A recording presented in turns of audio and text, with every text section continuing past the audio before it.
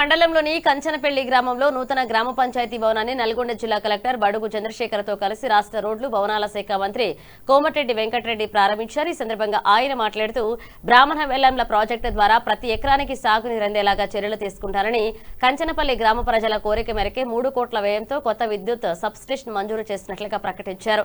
ఇక రాబోయే 3 సంవత్సరాలు నల్గొండ నియోజకవర్గంపై ప్రత్యేక దృష్టి సారిస్తారని, వారంలో 2 రోజుల ప్రజలకు అందుబాటులో ఉంటారని హామీ ఇచ్చారు. కార్యక్రమంలో అధికారులు, కార్యకర్తలు, గ్రామస్తులు పాల్గొన్నారు.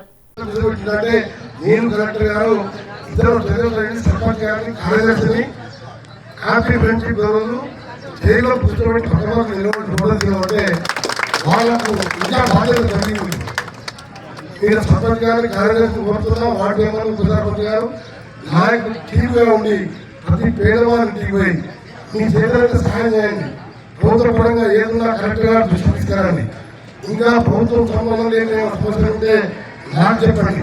తప్పకుండా కంచనపల్లి ప్రతి ఇంటి పేదవారి ఇంటికి ఏ కష్టం వచ్చినా దీపకుంట కానీ కంచనపల్లి కానీ నల్గొండ కాన్ఫరెన్స్ లో ఈ 2.5 ఏళ్లలో మన రాష్ట్రంలోనే మోడల్ గా చేసి మరోసారి మీ ప్రచారానికి రాకుండా గెలిపారు. గెలిపిస్తాడు గెలిపిస్తారంటే పోటీ చేస్తారు, పోటీ కూడా చేయాలి. ఎందుకంటే నాకు ఏం ఆశ లేదు. ఆ సంగతి ఎందుకంటే గవర్నమెంట్ ఇంట్లో ఉంటాను, ఏ ఇంట్లో ఉంటాను, పేదవాళ్ళకు చదివిస్తాను. కానీ నాకు సొంతంగా ఆ 20 భూమి కూడా 3 ఎకరాలు ఉన్నది. ఎందుకంటే ఇల్లు కట్టుకొని ఊళ్ళో ఉండొద్దని మిగిలినంత పేదవాళ్ళకు వచ్చేసి గ్రామంలో ఉన్న పేద దళితులకు కాలనీలు కట్టించి ఆ భూములన్నీ చేసి 3 ఎకరాలు ఉంటున్నాను. అందరూ ఒక్కసారి ఇద్దరు ఎమ్మెల్యేలు ఫామ్ హౌస్ కట్టుకుంటారు. నాకు ఫామ్ హౌస్ లేదు, దానివల్ల ప్లాట్ లేదు. ఇళ్ళ కాడ మాట భూమి పంచిస్తే 5 అన్నదమ్ములు పట్టుకుంటే 15 ఎకరాలు ఉంచుకున్నాం. నా బాగా వచ్చింది బాగా చూపించాను.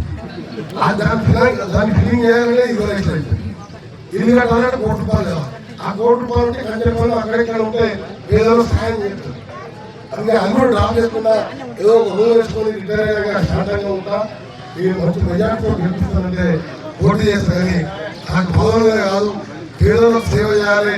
సొరంగం ఇలాంటి ప్రాజెక్టులు ప్రతి ఎకరానికి నీళ్ళు ఇస్తా, అదే వాగ్దానం.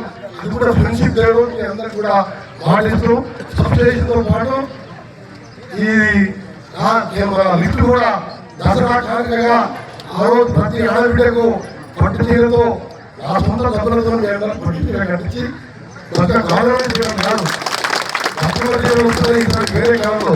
అది కలెక్టర్ గారు, సెక్రటరీ గారితో ప్రతి ఇంటికి పంపిస్తాం. నా సొంతంగా లిఫ్ట్ సబ్స్టేషన్ 2 పూర్తి చేస్తుంది కాబట్టి ఆ సంతోషంతో మీ అందరూ కూడా పేదవాళ్ళు కూడా పట్టు చీరలు మన ప్రభుత్వం వచ్చినాక పేదవాళ్ళు కూడా సన్నబియ్యంతో అన్నం తింటాం. ఎందుకు రాలేదా మీరు? అన్నం దొడ్డ మీద అది వీరంగా